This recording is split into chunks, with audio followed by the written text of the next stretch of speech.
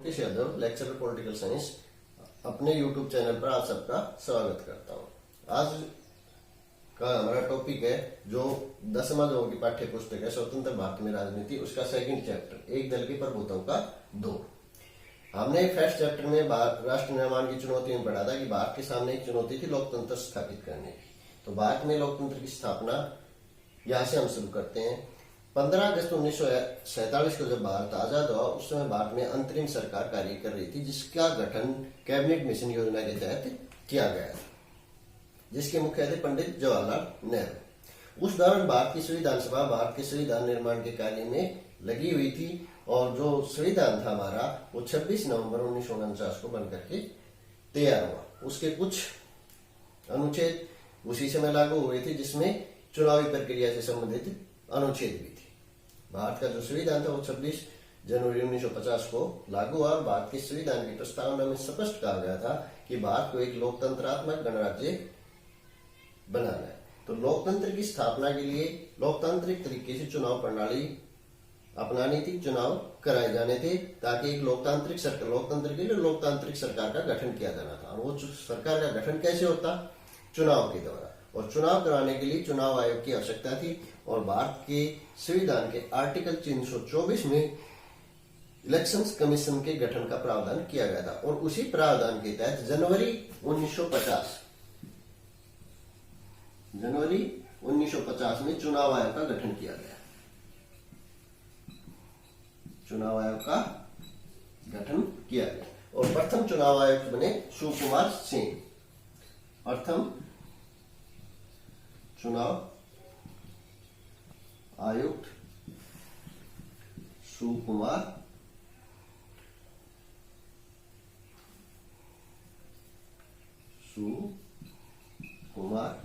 सिंह। इन्होंने 1958 तक कार्य किया गया और चुनाव करने की जिम्मेवारी सौंपी गई। ये उम्मीद की जा रही थी कि जो चुनाव है वो 1950 में करा लिए जाएंगे, लेकिन चुनाव आयोग ने महसूस किया कि भारत की विशालता को देखते हुए कि ये जो कार्य है इतना आसान नहीं है, क्योंकि चुनाव आयोग को चुनाव क्षेत्रों का सीमांकन करना था, परिसमन करना था। उसके साथ ही वैश्य मताधिकार के आधार पर मतदाता सूचियां तैयार करनी थी। और जिस समय चुनाव कराए जाने थे उस समय लगभग 17 करोड़ मतदाता, कितने मतदाता थे? 17 करोड़ मतदाता थे और उन्हें 3200 विधायक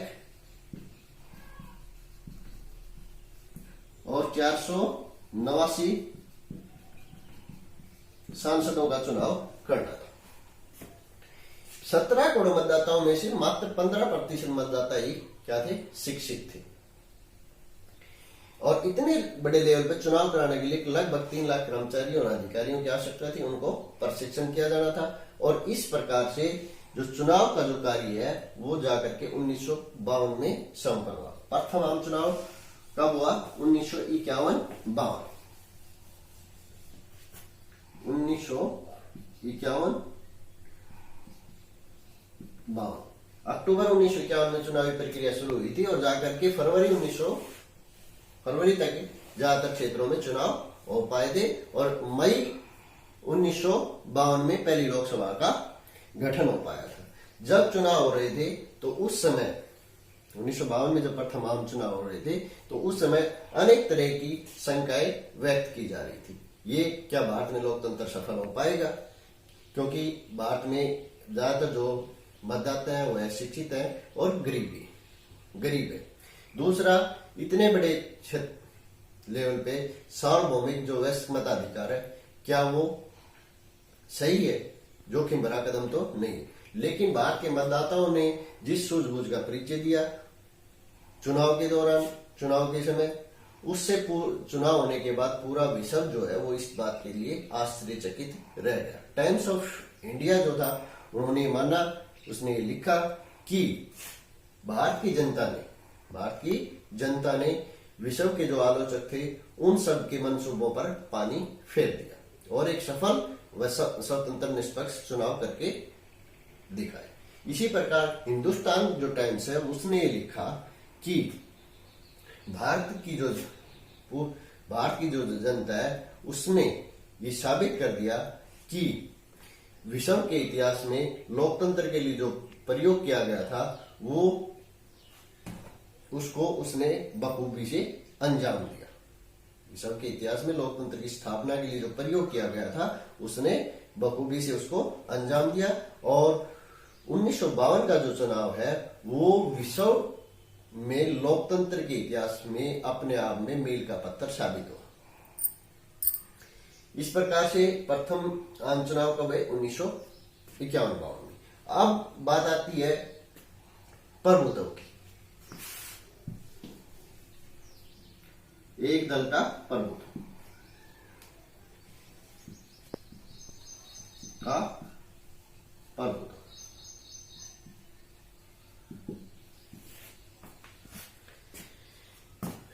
अर्थ एक दल के प्रभुत्व का। एक दल के प्रभुत्व से अभिप्राय है कि एक ही पार्टी प्रभावशाली भूमिका में, और कब? जब जहां पर बहुदलीय चुनाव प्रणाली, यानी कि एक ही पार्टी हो, बल्कि पार्टियां तो अनेक हो लेकिन एक ही पार्टी लंबे समय तक सत्ता में रहे और सत्ता में भी एक प्रभावशाली भूमिका के तौर पे रहे और मतदाताओं का जो समर्थन है वो लगातार उसके साथ बना रहे। ये है एक दल के प्रभुत्व में, यानी कि प्रभुत्व का अर्थ। अब वो दल कौन सा था जो पर एक जिसकी का प्रभुत्व रहा भारत के अंदर? वो दल था कांग्रेस पार्टी।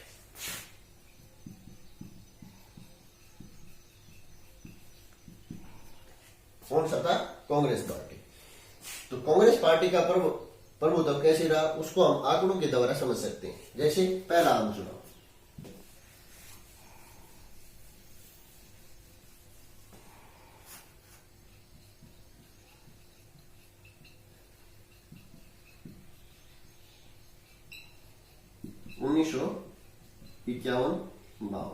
पहला आम चुनाव कब हुआ? 1951-52 में। कुल स्थान कितने थे लोकसभा के? 489। कांग्रेस पार्टी ने कितने स्थान प्राप्त किए? 364। कांग्रेस पार्टी को 364 सीटें प्राप्त हुई। दूसरे नंबर पे रहा भारतीय साम्यवादी दल। भारतीय साम्यवादी दल, इसको 16 सीटें प्राप्त हुई। भारत सोशलिस्ट पार्टी,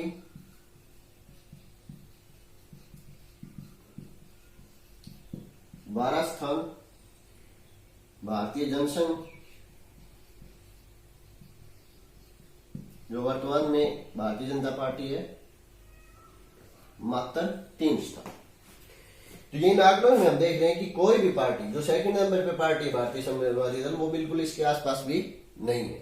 स्पष्ट दिखाई दे रहा है कि 489 में से 300 सीटें कांग्रेस पार्टी प्राप्त करेगी। फिर है दूसरा आम चुनाव। दूसरा आम चुनाव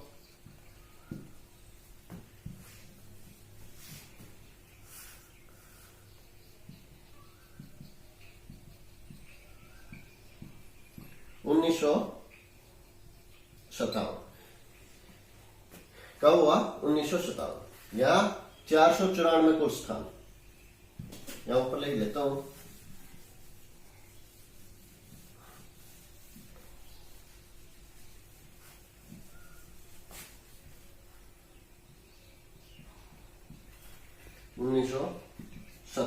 कुल स्थान 494।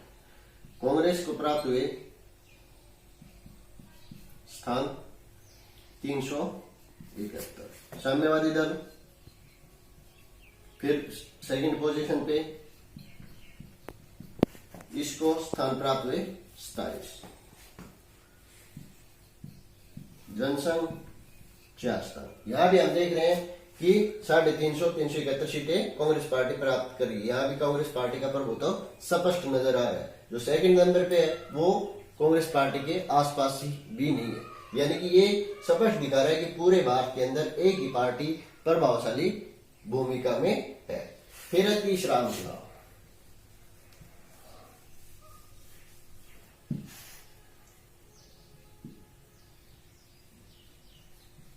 तीसरा आम चुनाव 1962।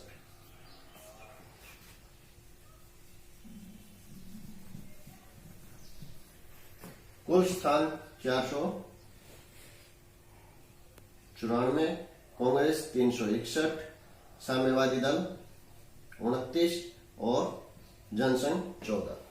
तीसरे आम चुनाव में भी कांग्रेस पार्टी 350 के ऊपर चुनाव सीटें प्राप्त करी है। 361 स्थान, यानी कि जो सेकंड नंबर पे फिर साम्यवादी दल है, ये इसके आसपास भी नजर नहीं आ रहा है। यानी कि यहां तक कांग्रेस पार्टी का एक छत्तर साम्राज्य पूरे भारत के अंदर रहता है, और लोकसभा के अंदर भी और राज्य, ज्यादातर जितने भी राज्य थे भारत के अंदर उस समय, सब में कांग्रेस पार्टी की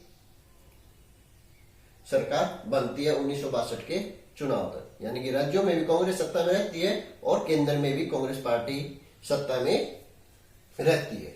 सिर्फ एक राज्य 1957 के जो सेकंड आम चुनाव थे, उसमें एक राज्य केरल के अंदर कम्युनिस्ट पार्टी की सरकार बनती है, वो भी ज्यादा समय तक नहीं चल पाती। तो इस प्रकार हम देखते हैं कि तीसरे आम चुनाव तक कांग्रेस पार्टी भारत के अंदर प्रभावशाली भूमिका में नजर आ रही है। उसके बाद चौथा जब आम चुनाव होता है 1900, यहां आकर के कांग्रेस पार्टी के प्रभुत्व में गिरावट आती है। चौथा आम चुनाव, उसका जो दौर है वो ग्राफ जो है वो नीचे आना शुरू हो जाता है। कुल स्थान 520, जहां लोकसभा के चुनाव है 520, और यहां कांग्रेस पार्टी 300 के आंकड़े से नीचे रह जाती है। जहां तीन आम चुनाव में कांग्रेस 350 से ऊपर सीटें प्राप्त कर रही थी, यहां कांग्रेस पार्टी की जो सीटें हैं वो मात्र 283 पे आ जाती है। हालांकि कांग्रेस पार्टी को बहुमत प्राप्त होता है, लेकिन जो परसेंट बहुमत उसे पहले तीन आम चुनाव में प्राप्त होता है वो यहां प्राप्त होता नजर नहीं आ रहा है। और यहां दूसरे नंबर पे जो पार्टी रहती है वो है स्वतंत्र पार्टी,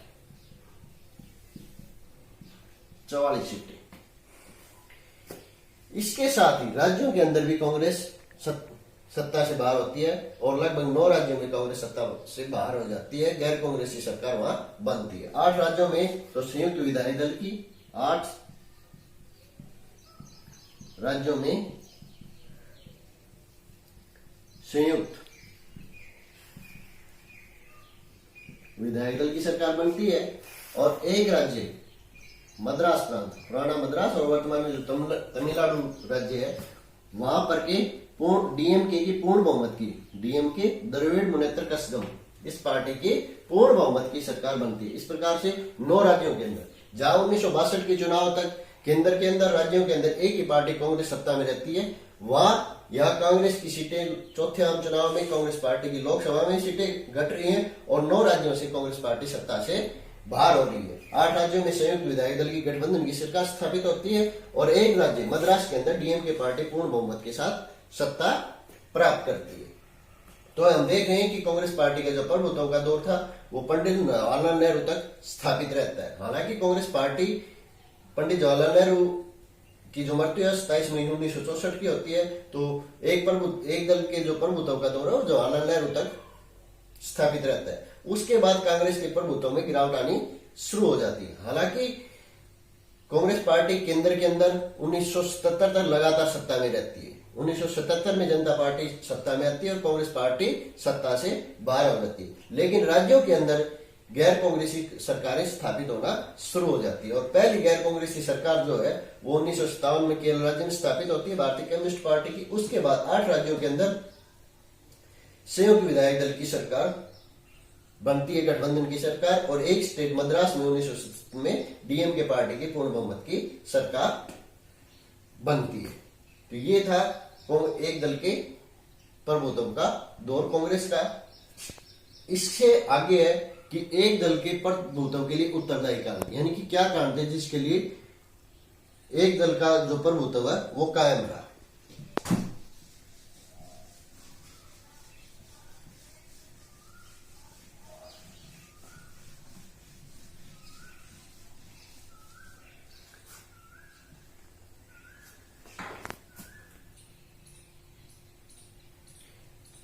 एक दल के प्रभुत्व के लिए उत्तरदायी कारण, उत्तरदायी कारण यानी कि क्या कारण थे जिससे कि कांग्रेस पार्टी का प्रभुत्व रहा। पहला जो कारण है राष्ट्रीय आंदोलन।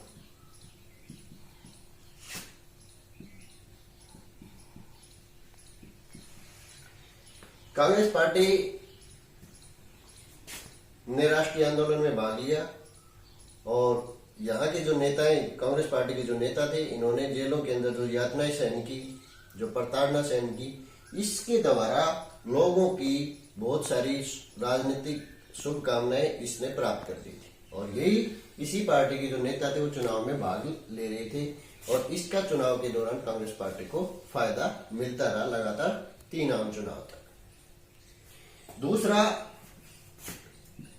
जो कारण था सुसंगठित संगठन।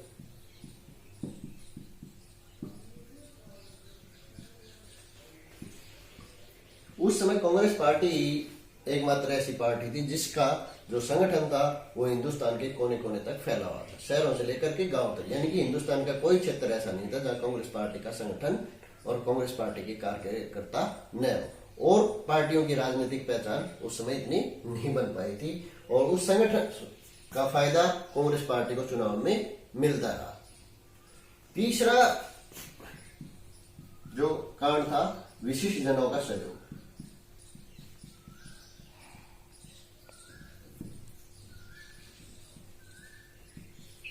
कांग्रेस पार्टी एक ऐसी पार्टी थी जो सभी लोगों को साथ लेकर के चल रही थी और जिसमें विशिष्ट जन भी शामिल थे।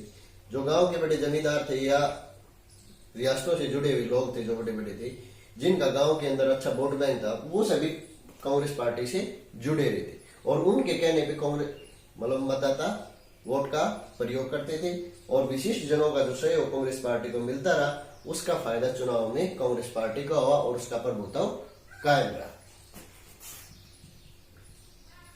चौथा जो कारण रहा वो चुनाव प्रणाली।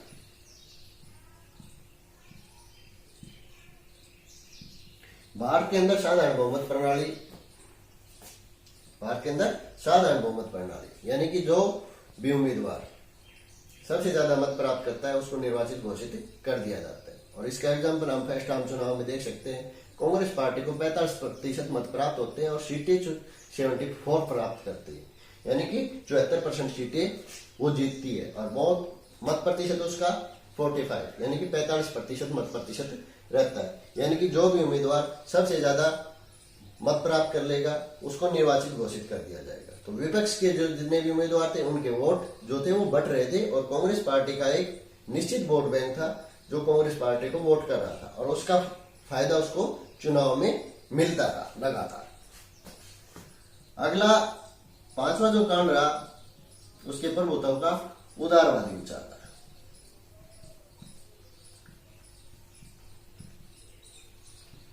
कांग्रेस पार्टी एक की जो विचारधारा थी उदारवादी विचारधारा, वो सभी को पूंजीवादी, समाजवादी, कम्युनिस्ट सभी तरह की जो विचारधाराओं के लोग थे उनको साथ लेकर के चल रही थी। उसके अंदर आंतरिक लोकतंत्र था, सबके विचारों को, सभी विचारधाराओं को सम्मान दिया जा रहा था। इस तरीके से सभी विचारधाराओं से जुड़े हुए जो लोग थे वो कांग्रेस पार्टी से जुड़े रहे, कांग्रेस पार्टी से बाहर नहीं गए। इवन पंडित जवाहरलाल नेहरू तक का ये कहना था कि समाजवाद के बिना भारत का भला नहीं हो सकता।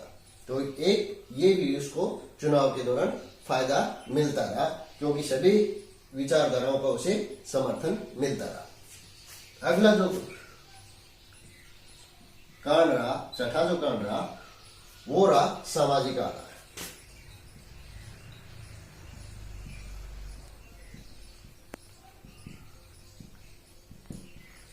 कांग्रेस पार्टी का सामाजिक जो आधार था वो बहुत ज्यादा व्यापक था। जो फ्रीडम मूवमेंट में भाग लिया तो सभी वर्गों के लोग उससे जुड़े हुए थे। उसमें व्यापारी थे, वकील थे, डॉक्टर थे, अध्यापक थे, अल्पसंख्यक, बहुसंख्यक, सभी जाति और धर्मों के लोग कांग्रेस पार्टी से जुड़े हुए थे और सब फ्रीडम मूवमेंट में जुड़े थे, उसमें भाग लिया था। उस चुनाव के बाद भी वो उस पार्टी से जुड़े रहे और उस व्यापक सामाजिक आधार का फायदा उसको चुनाव में मिलता रहा। यानी कि सभी वर्गों का समर्थन कांग्रेस पार्टी को चुनाव के दौरान मिलता रहा और इन सभी कारणों से कांग्रेस का प्रभुत्व हम देखते हैं कि 1967 के चौथे आम चुनाव तक कायम रहता है। तो ये थे एक दल के प्रभुत्व के कारण। कई बार क्वेश्चन आ जाता है कि एक दल के प्रभुत्व के लिए उत्तरदायी कारणों का वर्णन कीजिए। तो इस प्रकार से ये आपको समझ में आ गया। अब अगला जो टॉपिक है बचता है वो है कांग्रेस की प्रभुत्व की प्रकृति तथा अन्य देशों से में अंतर। कांग्रेस के प्रभुत्व की जो प्रकृति थी उसका अन्य देशों से किस प्रकार से डिफरेंस थी, उसको एक बार थोड़ा समझा देता हूँ। किस वो इस प्रकार से डिफरेंस थी, हालांकि ऐसा नहीं है कि विश्व के अंदर भारत में ही एक पार्टी के प्रभुत्व का दौर रहा। विश्व में अनेक ऐसे देश रहे जहां एक दल के का प्रभुत्व रहा, लेकिन वो जो प्रभुत्व था अन्य देशों के अंदर वो लोकतंत्र की कीमत के ऊपर था। किसके ऊपर था? लोकतंत्र की कीमत के ऊपर। दूसरे देशों में जो एक दल का प्रभुत्व रहा वो भारत के से डिफरेंस है। किस प्रकार से डिफरेंस रहा कि दूसरे देशों के अंदर जो एक दल का प्रभुत्व था वो लोकतंत्र की कीमत के ऊपर था। जैसे चीन है, क्यूबा है, बहुत से ऐसे देश हैं जहां एक दल का प्रभुत्व रहा, लेकिन वो जो प्रभुत्व है वो संविधान के द्वारा या कानूनी तौर पे एक दल का प्रभुत्व स्थापित किया गया। लोकतंत्र के द्वारा एक दल का प्रभुत्व स्थापित नहीं किया गया। इसी प्रकार से और बहुत से देश हैं, जैसे सीरिया है, वहां भी एक दल का प्रभुत्व रहा। बेलारूस है, वहां म्यांमार है, वहां सैन्य ताकत के ऊपर एक दल का या कानूनी तौर पर के कानून बना करके एक दल का प्रभुत्व स्थापित करने की प्रयास किया गया। मैक्सिको में, इराक में, ईरान में, बहुत से देशों में ऐसा रहा, लेकिन भारत के अंदर जो प्रभुत्व था वो उन दोनों से डिफरेंस था, क्योंकि भारत में एक दल का प्रभुत्व लोकतंत्र के द्वारा स्थापित किया गया था। स्वतंत्र और निष्पक्ष चुनाव थे, बहुदलीय प्रणाली थी, सभी को चुनाव में भाग लेने का अधिकार था उसके द्वारा, लेकिन फिर भी एक दल जो है वो प्रभावशाली भूमिका में रहा। रंग भेद की नीति के बाद साउथ जो अमेरिका है, साउथ अफ्रीका, साउथ दक्षिणी अफ्रीका है, वहां जो अफ्रीकन कांग्रेस है उसने सेम कांग्रेस वाली स्थिति प्राप्त की, यानी कि उसका जो प्रभुत्व है वो कांग्रेस के प्रभुत्व से मेल खाता है। तो ये इस प्रकार से कांग्रेस का जो प्रभुत्व है वो की जो प्रकृति है अन्य देशों के जो देशों में जो राजनीतिक दल है उनकी प्रभुत्व की जो प्रकृति है उससे अंतर है, यानी कि अन्य देशों में लोकतंत्र की कीमत पे प्रभुत्व स्थापित हुआ, जबकि भारत में लोकतंत्र के द्वारा ही एक दल का प्रभुत्व रहा। धन्यवाद।